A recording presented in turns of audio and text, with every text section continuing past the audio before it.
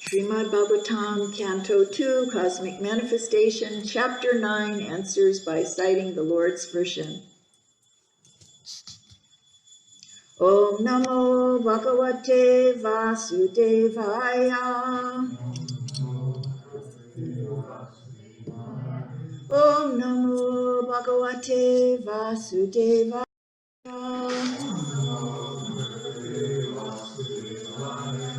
Om Namo Bhagavate Vasudevaya. Etavad eva jigyasyam. Itavad eva jigyasyam. Tattva jigyasu. Jigasuna atmana. Tattva jigyasu atmana. Anvaya vyatirekabhyam. Anvaya vyatirekabhyam. Yat syat sarvatra sarvada. Yat syat sarvatra sarvada. Etavad eva jigyasyam. Tattva vigyasunatmana. Anvaya vyaktirekabhyam. Yat shat sarvatra sarvada.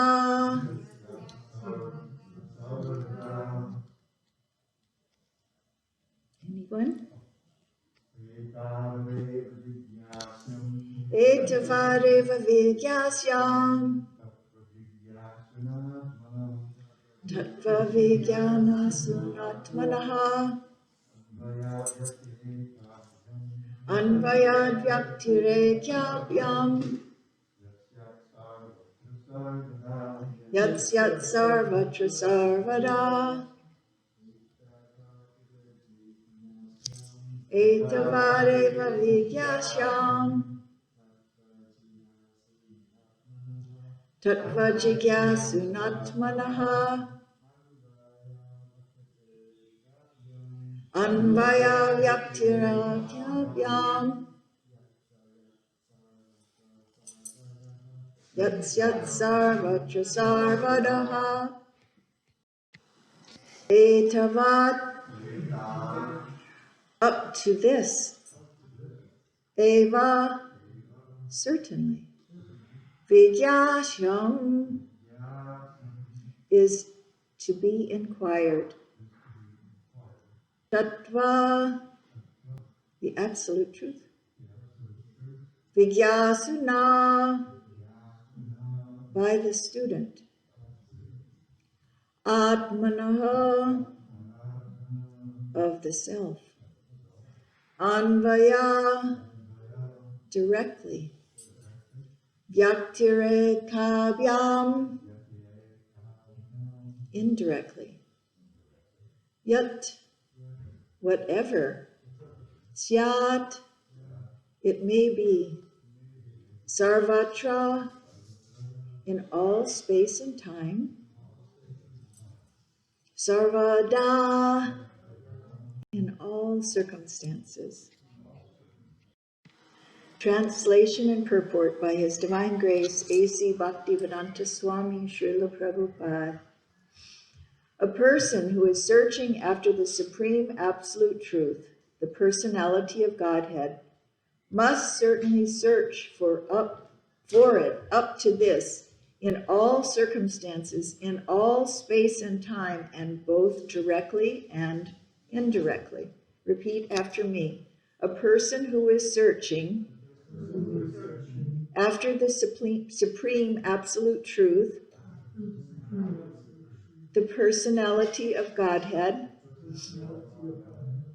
must certainly search for it up to this in all circumstances, in all space and time, and both directly and indirectly.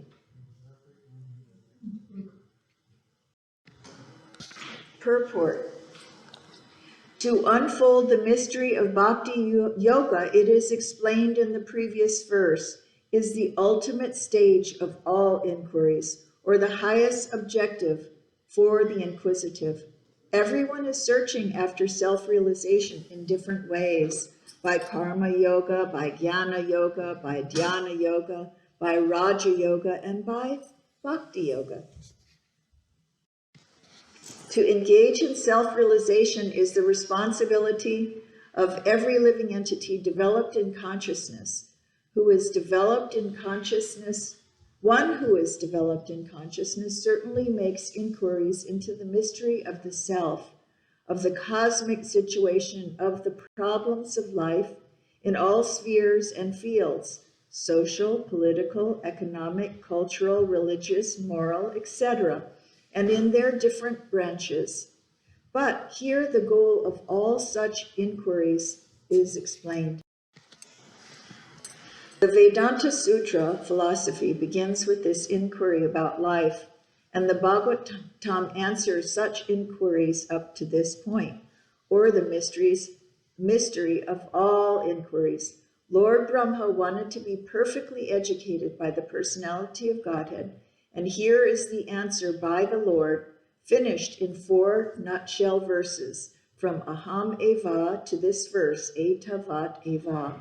This is the end for all self-realization processes.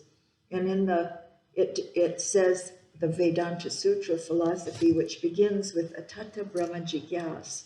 Now is the time to inquire. And that means in this human life is perfectly designed.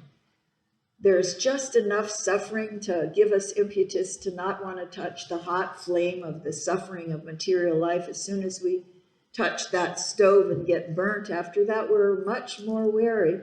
And in the same way, as we go through our life experiences and touch this experience and it causes so much pain because of attachment and suffering and loss and all of the things that go along with so-called pleasure of life. So-called pleasure just results in tremendous, at least equal amount of pain. And what we end up doing is, it's not that. It's definitely not that. So now is the time to inquire. Now is the time to inquire about Brahman, about Krishna.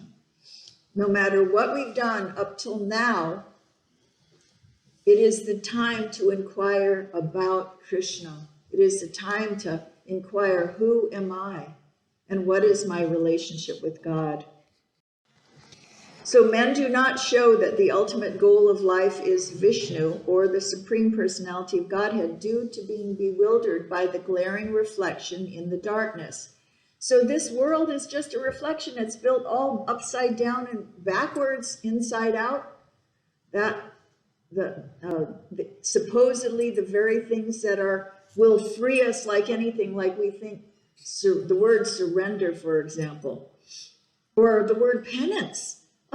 We think of it, and because this world is built upside down, when we're in our diseased state, the word surrender and the word penance sounds very, very painful.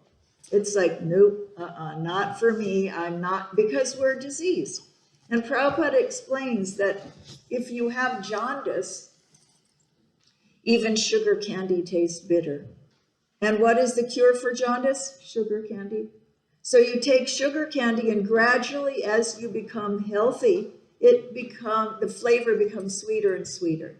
And in the very same way, as we engage in devotional service, it becomes sweeter as we become more and more purified, as we become freed from all of these so-called lower tastes, these lusts and things, becoming enamored by the reflections. Prabhupada explains we're bewildered by the glaring reflection in this darkness.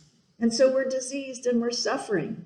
But if we are intelligent, we look and we see what? We see the suffering of other living entities, and we learn from their mistake. That is the smartest way. Just by hearing it's about suffering. If you can get it just by hearing, that is the best. Secondly, you watch other people suffer. And thirdly, we suffer ourselves. We touch that flame and we realize it's scalding hot, steaming hot, burning hot. We don't want to touch it again. So whatever causes us pain, we pull away from it. So everyone is entering into the darkest region of material existence, driven by uncontrolled senses. The whole material existence has sprung up because of sense gratification. Desires based principally on the sex desire, and the result of that, in spite of all advancement of knowledge. The final goal of all the activities of the living entity is what? It's sense gratification. Why? We think we're this body. This is it. How can I enjoy touch, taste, sound, music, smell? Oh, just smell that beautiful smell.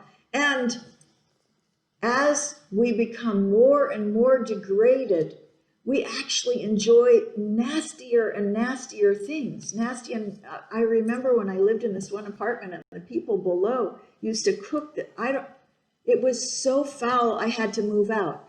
They used to smoke cigarettes and cook the most nasty things. I couldn't tolerate it because that was their mode. It was so disgusting, just like pigs are. What do they like? They relish stool. They have the perfect senses for relishing stool. We know that there's so much more. And so as we become purified, we no longer, we withdraw our senses from the lower objects, and our idea of sense gratification even changes. And the idea that surrender and penance becomes palatable if it's to Krishna. The word penance no longer has that sting to it, that whip, that, it's simply dry duty. Because there's taste, there's rasa, there's flavor, it's relishable, like it's for the pleasure of Krishna. And our relationship is really unfolding and it's really developing. So it's like, oh, what can I do? We feel enthusiastic, just like a little child with their parents. How can I please my mother? How can I please my father? In the same way as a devotee is developing his relationship, he's much more anxious to perform anything that's for the pleasure of the Lord. Even those dreaded words, surrender and penance. There's one of our previous acharyas refers to it as divine slavery. I love that, divine slavery. We're enslaved by the divine. We no longer have a will. We don't want anything for ourselves. But here is the real goal of life, and everyone should know it by inquiries put before a bona fide spiritual master, expert in the science of bhakti yoga, and from a living personality of Bhagavatam life. Everyone is engaged in various kinds of scriptural inquiries, but the Srimad Bhagavatam gives answers to all of the various students of self-realization. This ultimate object of life is not to be searched out without great labor or perseverance. One who is imbued with such sincere inquiries must ask the bona fide spiritual master in the disciplic succession from Brahmaji. That is the direction given here. So this is a ripened Vedic fruit that's handed down from spiritual master to disciple, and that person becomes qualified and they hand it to the next person in this lovely lineage. It's like we have these beautiful mango trees. They're so big that the fruit just splats to the ground. And sometimes if we don't, because we can get some of it and cut off the bad stuff and still use it in Krishna's service, but it's so much nicer if it's being handed down from, just delivered in this kind of a sweet, loving way, from that top branch that's sun-kissed down to that person who's standing on the ground. Because the mystery was disclosed before Brahmaji, By the Supreme Personality of Godhead, the mysteries of all such inquiries regarding self-realization must be put before such a spiritual master who is directly the representative of the Lord, acknowledged in that disciplic succession. If we really, really study, we'll find little questions, things that come up. They're not quite doubts, but they may be little bumps in the road. Like I have this, because we hear that the four regulative principles of freedom correspond with the four Brahminical qualities that, for example, if there's intoxication, if there's illicit sex, there's no cleanliness. Where there's gambling, there is no honesty. So when we see that those are connected, which is really important. If you actually follow no illicit sex, then there's a lot less opportunity to get contamination. Of course, COVID is here, so we have other ways in which we're concerned about, as Maharaj put it, maybe if you're vaccinated, you can lick all the doorknobs. I thought that was really funny. We don't, we remain very, very pure, and we don't take risks, because we want to remain healthy in our service to Krishna. But I always had a question about if Maharaj Yudhisthira was the most honest person on the planet. He was so honest that he couldn't ever tell a lie. So, when in the course of hearing the Vedic epics and finding out that Maharaj Yudhisthira could not be, he was always drawn in to gamble, and so Duryodhana understood this, so they brought him into a game, and I thought, well, if he's so honest, why would he reduce that honesty by gambling? So we have to inquire submissively to our spiritual master when we come across these quandaries, these confusions. Like we inquire, and we may still not feel satisfied when we talk to our friends and the different people who are studying with us. But when we take it before our spiritual master, actually it's the experience has been most people who come before Srila Prabhupada or their Guru Maharaj with an inquiry, usually by sitting down in front of the spiritual master, just by being in the presence of the spiritual master, the Lord in the heart reveals all things. And it's very interesting because that question becomes answered within their heart. But still, oftentimes in the course of inquiry, a person will still ask the question for the benefit of others. Maharaj Parikshit knew everything, but he inquired from Sukadev Goswami for the rest of us. And it would be recorded for us to hear these inquiries. He knew. He had seen Krishna in his womb, but he made inquiries to benefit all of mankind. Such a bona fide spiritual master is able to clear up the whole thing by evidence from the revealed scriptures, both direct and indirect. Although everyone is free to consult the revealed scriptures in this connection, one still requires the guidance of a bona fide spiritual master, and that is the direction in this verse. The bona fide spiritual master is the most confidential representative of the Lord, and one must receive direction from the spiritual master in the same spirit of Brahmaji. That Brahmaji received it from the personality of Godhead, Sri Krishna. So it is said, when we inquire submissively, then we also want to reciprocate and tend service. We want to do what our spiritual master wants us to do. And Prabhupada said, the best servant is one who you don't even have to ask. He sees what needs to get done and he does it. And in Srila Prabhupada's relationship with his servants, his relationship with his servant was he might look up at the fan, just look at the fan and maybe raise his eye. He didn't have to say anything. They knew, go turn off the fan or go turn on the fan.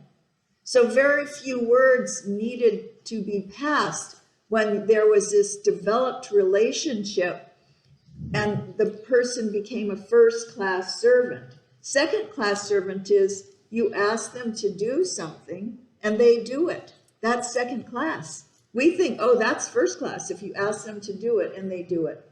Third class is you ask them to do it and they don't do it.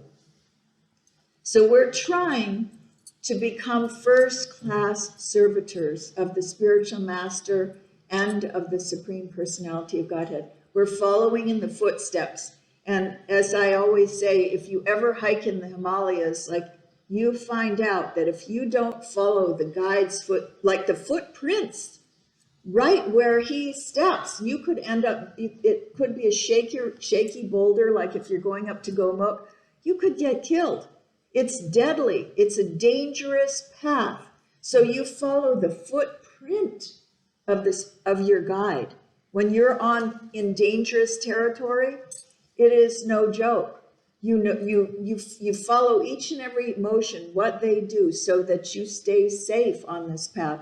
And when you're in the course of this spiritual adventure of devotional service, many temptations and Maya Devi type things will be presented to us. And that happens because we're watering this garden. And when we water our garden, many weeds come too. Many weeds come. And if we are not vigilant, sometimes we get distracted. There could be a very beautiful weed. And we think, oh, just see, this is a byproduct of my service. This is very beautiful. Could be pratista. We might become very famous. And it snags us. Or maybe we want pratista. We want to become very famous. And that snags us. That keeps us. It binds us here. So, the Lord is not to be found simply by education or by a good, fertile brain, but surely he can be found by the sincere student through the transparent via media of the bona fide spiritual master. The revealed scriptures give directions directly to this end, but because the bewildered living entities are blinded, again, he's saying this, by the glaring reflection in the darkness, they're unable to find the truth revealed in the scriptures. For example, in the Bhagavad Gita, the whole direction is targeted toward the personality of Lord Sri Krishna, but for want of a bona fide spiritual master in the line of Brahmaji. Or the direct hearer Arjuna, there are different distortions of the revealed knowledge by many unauthorized persons who just want to satisfy their own whims. Like previous Bhagavad Gitas, that it would say not to Krishna, the person, but to the unmanifest beyond Krishna. Some of those other Bhagavad Gitas will take away from Krishna. That is to satisfy the whims of those who want to be God. Undoubtedly, the Bhagavad Gita is accepted as one of the most brilliant stars in the horizon of the spiritual sky. Yet the interpretations of this great book of knowledge have so grossly been distorted that every student in the Bhagavad Gita is still in the same darkness of glaring material reflection. Such students are hardly enlightened by the Bhagavad Gita. In the Gita, practically the same instruction is imparted in the 4 prime verses of the Bhagavatam.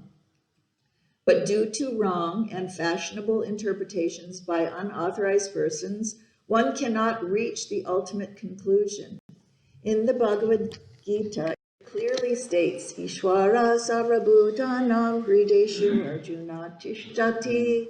The Lord is situated in the heart of all living beings as Paramatma, and he is controlling all of them in the material world under the agency of his external energy. Therefore, it is clearly mentioned that the Lord is the supreme controller and that the living entities are controlled by the Lord. We are controlled by either the external energy or the internal energy.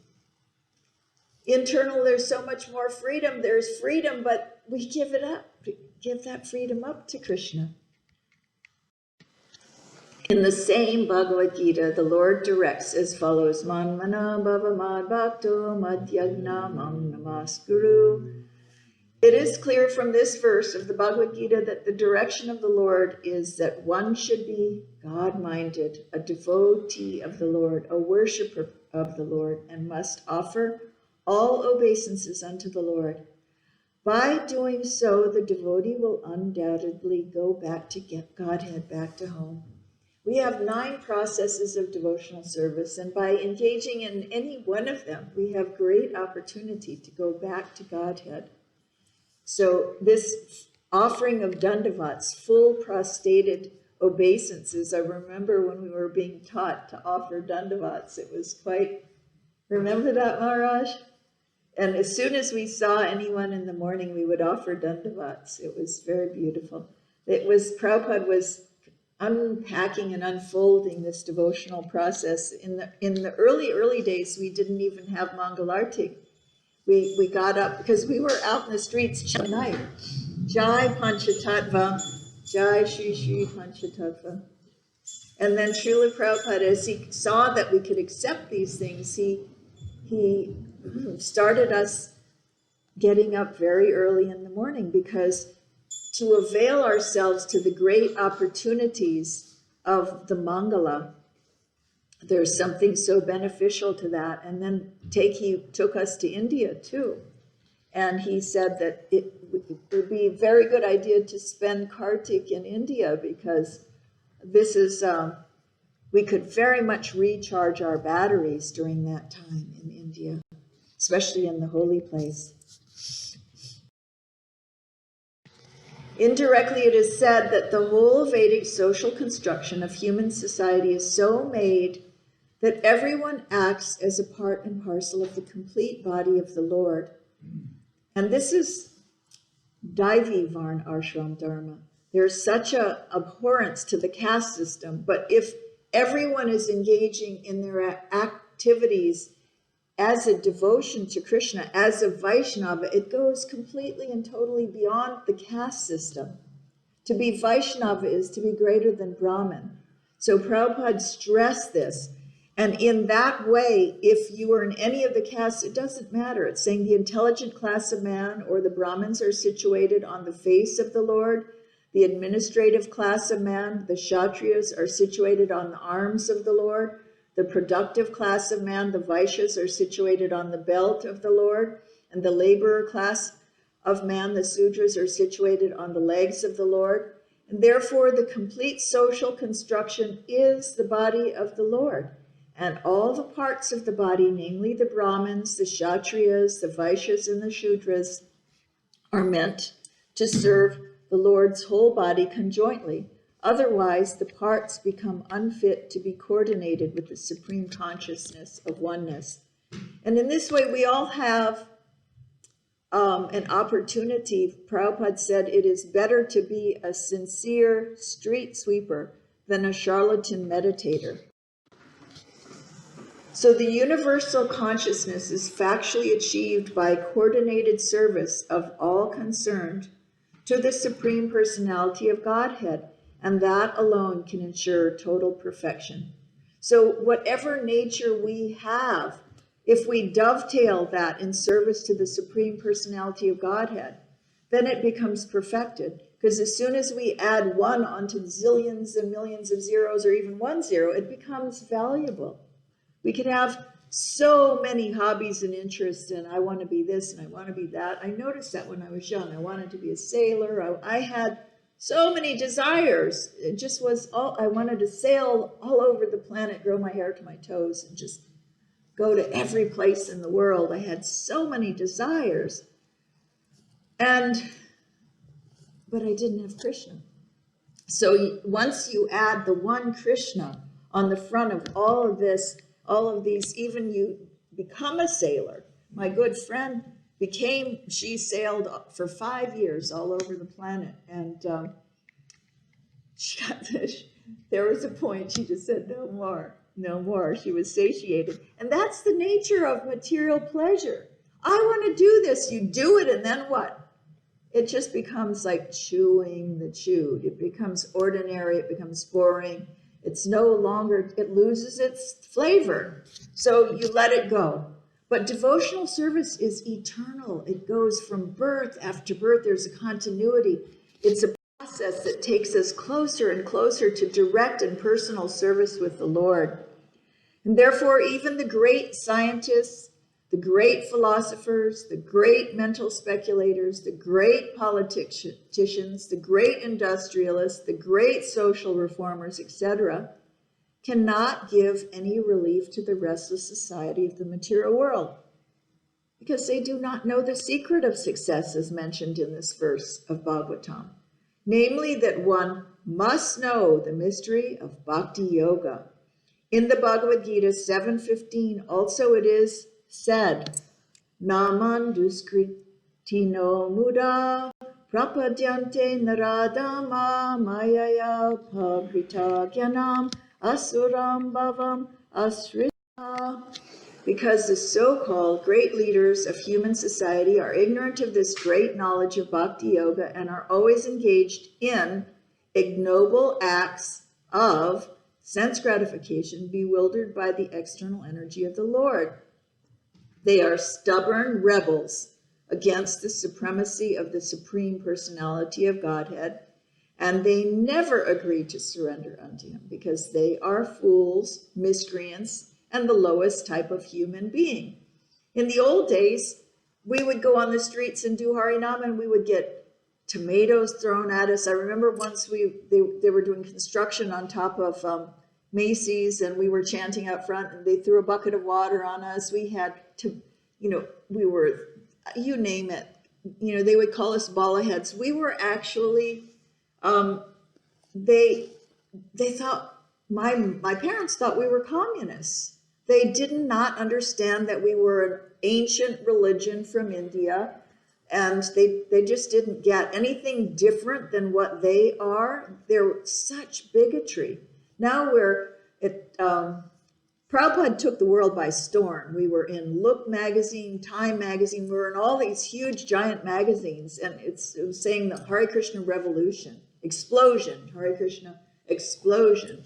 So Prabhupada did take this world by storm, and we became household words, so much so that we were even put in so many movies. Like they'll say, have you tried Hare Krishna? In the movies. So it's like we became a household word. Krishna became a household word. So because the so-called great leaders of this human society are ignorant of the knowledge of Bhakti Yoga, what do? They just perform sinful activity. So Jagha and Madhai, Lord Nityananda saved them. Lord Chaitanya was just fed up because they were attacking Lord Nityananda.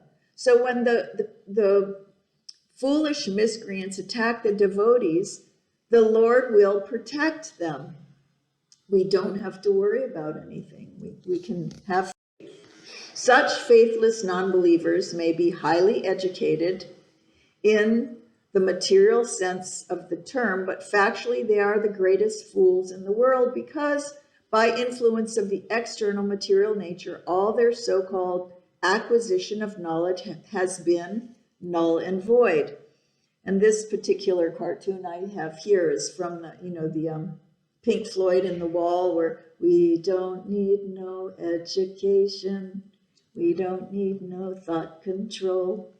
And they literally have children going into the institution and being ground up like meat in a meat grinder.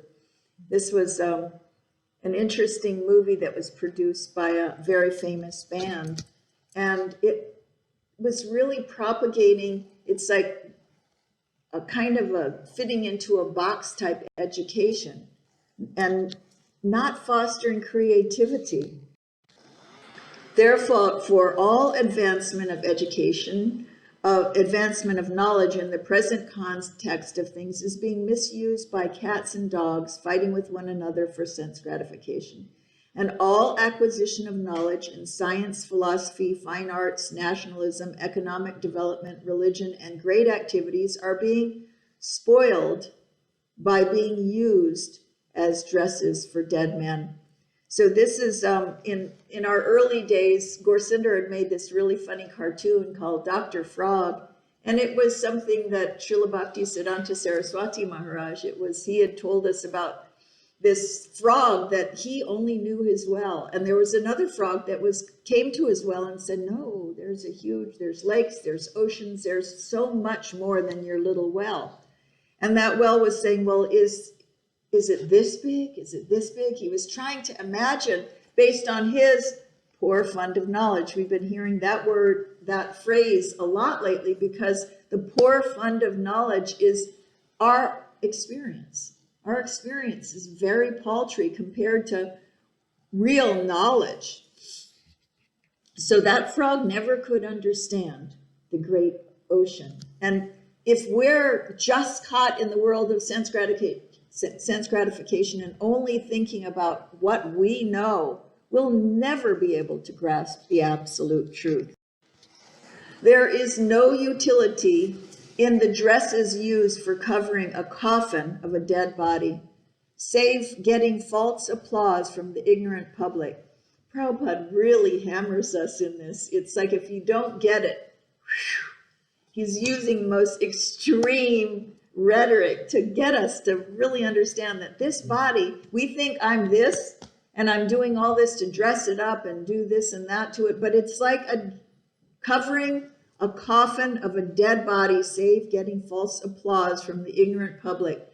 The Srimad Bhagavatam therefore says again and again that without attainment of the status of Bhakti Yoga, all the activities of human society are to be considered absolute failures only.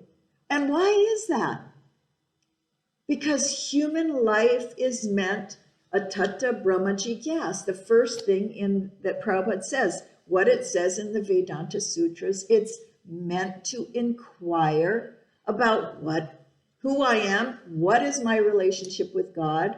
I need to know this. This is the caveat, the absolute imperative. It's woven into our psyche. We're not animals that don't have this opportunity. Animals don't even have self-consciousness, what to speak of God consciousness. We have the potential for God consciousness. We have self-consciousness that goes to ego and senses. But if we can go beyond that, so much the better. It is said, Parabhavastavad Abodha Jato Yavam na Gijigasata Atmatatvam Yavat Kriyastavad Iman Manovai Karmatma Kam Yena Sarira Bandha. Bhagavad Gita 5.5.5. As long as one is blind to inquiring after self-realization, all material activities, however great they may be, are all different kinds of defeat, because the aim of human life is not fulfilled by such unwanted, profitless activities. And this is a biblical picture that I got here. And Prabhupada said, the blind leading the blind, falling in a ditch. So even that's one of the reasons Prabhupada wanted Srila Bhakti Swarup Damodar to do the Prabhupada, the Bhaktivedanta Institute, to make conferences, to talk to the scientists who are so bent on making science the new religion, to get them not to forget the one Krishna, to add the one Krishna back into their life. Don't forget it, because science was becoming at some point like a new religion. And in today's world, it's technology becoming like we're all becoming addicts of our technology.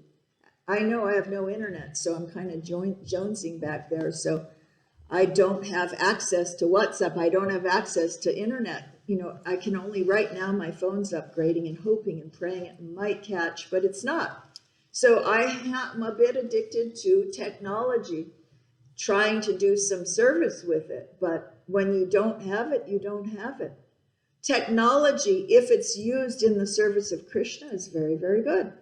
But if it's misused in the service of Gramya Katha, anything that, I think Gramya Katha sort of sounds like grumble Katha, talking about fear-based stuff, doomsday, gloomsday, Gramya. So why should we waste our time? Let's talk about Krishna. He's in the forest with the coward boys, and what is he doing? Maharaja is always talking about Krishna, and what is he doing with his boyfriends? That's his primary focus, is what is Krishna doing when he's out cowherding with his friends. So that's the kind of thing we want to talk about. We want to hear about. That's a big relief to us.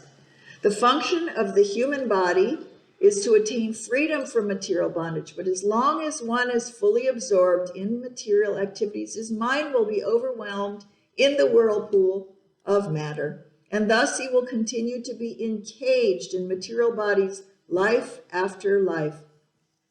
Evamana karman vasham prayunte Bhagavad 5:5-6. It is one's mind that generates different kinds of bodies.